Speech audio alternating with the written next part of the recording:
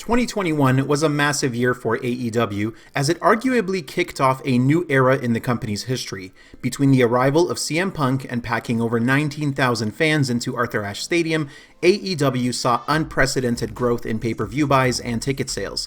But let's not spoil everything right off the bat. These are the things fans will talk about when looking back at this landmark year. These are AEW's 10 biggest moments from 2021. Number 10, the exploding barbed wire deathmatch at Revolution. Not every big moment is remembered for positive reasons, and this is one of them. What's frustrating about this is that most people will only remember the botched explosion to end the match, and not the incredibly tense and nerve-wracking battle that came before it.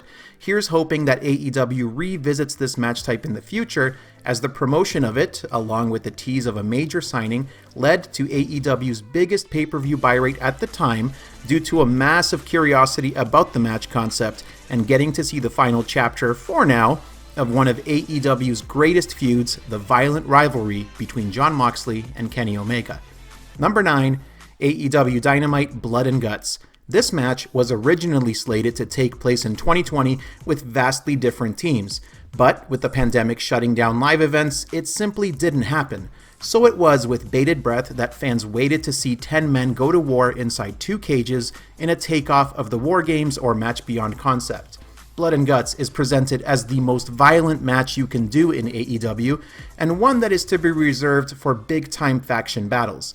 The Inner Circle versus the Pinnacle delivered on the promise of big-time violence and excitement, and with the match being a ratings success, we will no doubt see it again in the future.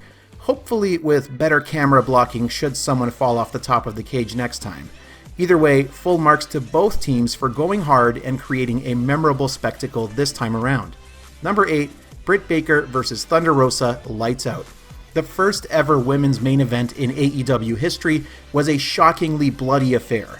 If you believe in the saying, go big or go home, Britt Baker and Thunderosa went huge, sparking a light in the darkness of the women's division at the time. Since this historic battle, Britt Baker has gone on to main event several television episodes, and the women's division has made major strides in improving its standing in AEW. More on that shortly, but for now, this is the AEW women's match that will be most fondly remembered from this year. Number 7, the introduction of the TBS title and the TBS title tournament. The second half of 2021 saw the AEW women's division make some major gains. Between performers coming back from injury, new talent coming on board, and there being more than just one women's segment per show, hooray, things really started to look up. The year of gains was capped off with the announcement of the TBS title and the TBS title tournament, which has been a major highlight of AEW programming anytime it's been on. The matches have largely been good to great, and the title itself will give the division something else to fight for moving forward. Number 6, Double or Nothing and the return to live crowds. While fans were in the audience prior to this show, Double or Nothing was the first AEW live event with a truly full house. Over 5,000 people packed into Daly's Place for what felt like a celebration of pro wrestling. Luckily, the show quality matched the excitement of the crowd, delivering great matches between Serena Deeb and Riho, Hangman and Brian Cage, the Young Bucks versus Jon Moxley and Eddie Kingston, and the wild triple threat main event between Kenny Omega, Orange Cassidy, and Pac. This show was also point zero for AEW's return to live touring, as it helped spark an amazing string of special edition Dynamites, including Road Rager, Fyter Fest Night 1 and 2, and Fight for the Fallen. Number 5, AEW Rampage debuts on TNT. TNT and Warner Media can't seem to get enough of AEW. It's why they renewed Dynamite until 2023, just 3 months into the show's run, and have greenlit the Rhodes family reality series Rhodes to the Top, and a third hour of AEW television with AEW Rampage. The show debuted on August 13th of this year, and has largely provided some incredible wrestling matches. And while the debate over the show's time slot continues, there is no doubt that Rampage has been a net positive for the company, as it allows for more stories to be told and more talent to be featured during the week. As the song says, it's the show that you've been waiting on. Number 4, Arthur Ashe Stadium AEW Grand Slam. How do you follow up the debuts of CM Punk, Ruby Soho, Bryan Danielson, and Adam Cole? By putting on the biggest live event you've ever done. With over 19,000 fans in attendance, AEW Grand Slam had an unmatched atmosphere, especially for the 30-minute dream match between Bryan Danielson and Kenny Omega. Much like Double or Nothing and the return to full live audiences, this show felt like a celebration of pro wrestling and a statement by AEW as they took over New York, which is typically known as WWE's home base. And while that may still be true, Grand Slam made it clear that there is more than one viable pro wrestling option in town. Number 3, All Out. After the return of CM Punk, all eyes turned to All Out for Punk's first match in 7 years in what ended up being a truly special show. For more on that, check out my review where I basically praise everything that happened.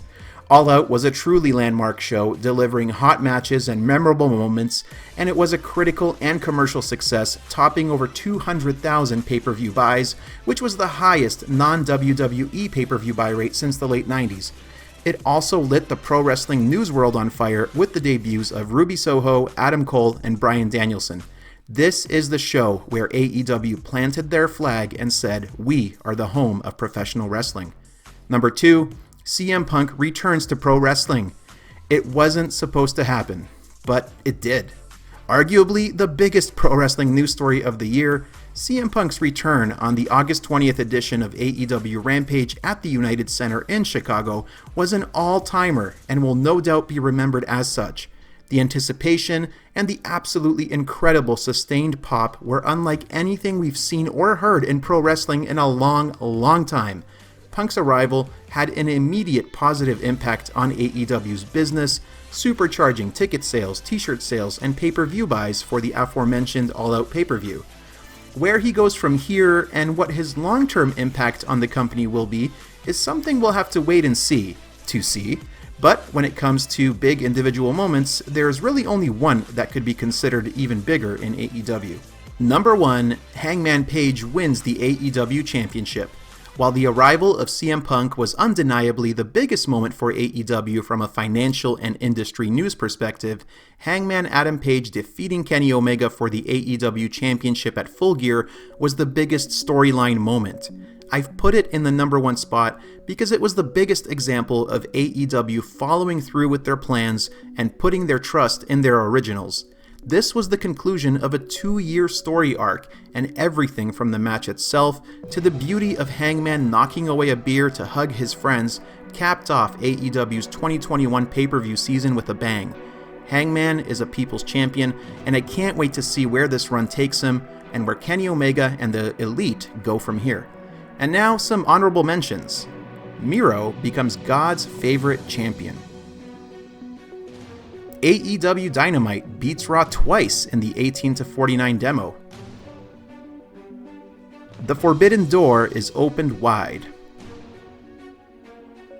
Sting returns to pro wrestling. The "You don't need a hat to be a cowboy" Hangman Page and the Dark Order Spotlight entrance versus the Elite Squad. What a year it was, and I can only imagine how AEW will try to top it in 2022.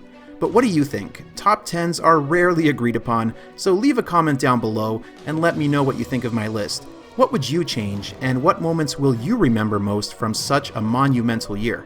And if you enjoyed this video, make sure to like, share, subscribe, and check out some of my other videos. If you've made it this far, I genuinely want to thank you so much for watching my stuff, spreading the word, and for helping my channel to grow in the time I've been running it so far. Until next time, I appreciate your support.